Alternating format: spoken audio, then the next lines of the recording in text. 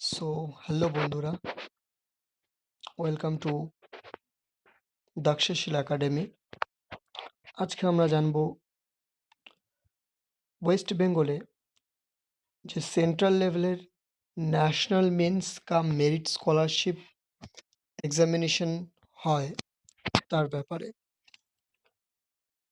তোমরা স্ক্রিনে দেখতে পাচ্ছ সেন্ট্রাল সেক্টর ন্যাশনাল মেন্স কাম মেরিট স্কলারশিপ এক্সামিনেশন 2025। এটির অফিসিয়াল ডেট ঘোষিত হয়েছে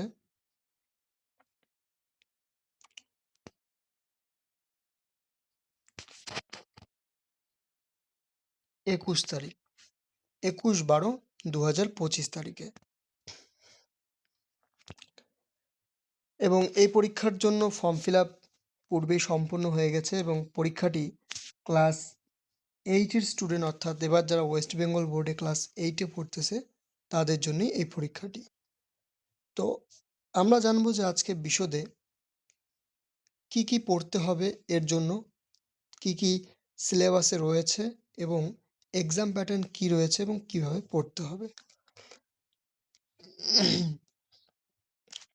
তো তোমরা দেখতে পাচ্ছ যেখানে বলা আছে online applications are invited from the students studying in the class 8 of any recognized government aided local body or government sponsored schools including Madrasa West Bengal without residential facility and who have secured 55% and above marks in the final examination of class 7 to appear in the central sector NMMS E examination 2025 for class 8।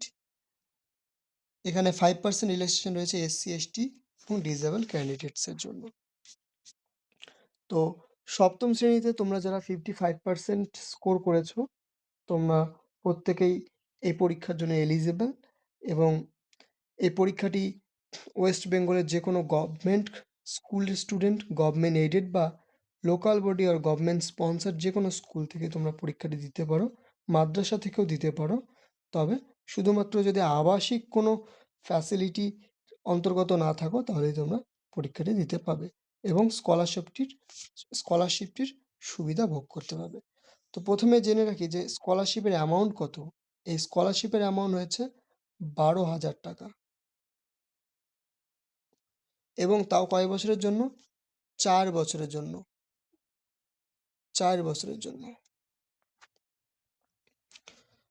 অর্থাৎ প্রত্যেক বছর 9, 10, 11 and 12 এই 4টি ক্লাসে তোমরা যদি এই পরীক্ষায় উত্তীর্ণ হতে পারো তাহলে এই 4টি ক্লাসেই তোমরা এই স্কলারশিপটি সুবিধা পাবে বছরে 12,000 টাকা।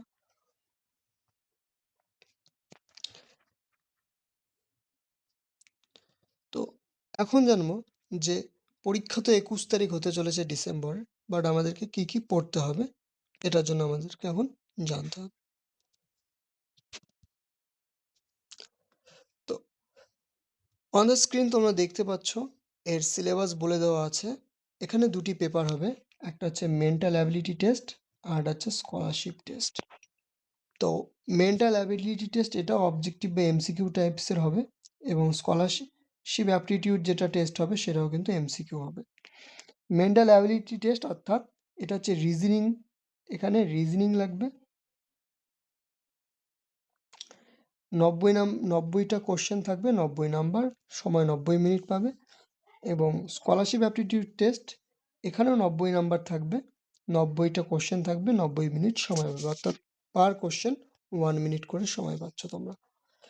এখন যদি সিলেবাসে আসি যে সিলেবাস হিসেবে কি কি পড়তে হবে, তো এই সিলেবাস হিসেবে পড়তে হবে তোমাদেরকে ক্লাস 7-এর এবং 8-এর বোথ সিলেবাস।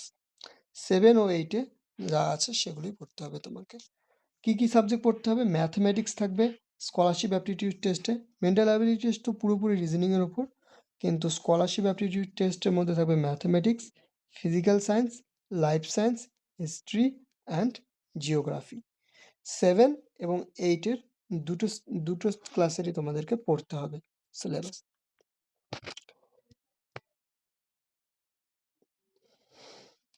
এবং বলছে all questions in the booklet for the NMMS SE examination are objective type প্রত্যেকটা প্রশ্নই বুকলেটের মধ্যে থাকবে এবং প্রত্যেকটা কোশ্চেনে অবজেক্টিভ হবে, অর্থাৎ তোমাদেরকে OMR শিটে এক্সামটি দিতে হবে।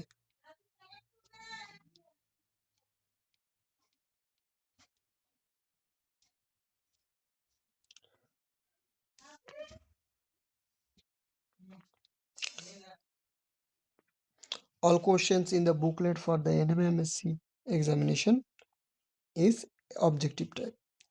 তো এই রইল বিশদে বিবরণ, পরীক্ষাটি হতে চলেছে।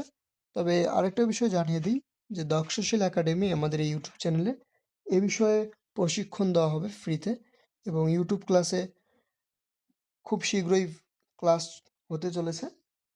তাই এই বিষয়ে সঠিক প্রস্তুতি নেওয়ার জন্য তোমরা চ্যানেলটিকে সাবস্ক্রাইব করে রাখো এবং পাশে দেওয়া বেল আইকনটিকে বাজিয়ে রাখো। ধন্যবাদ।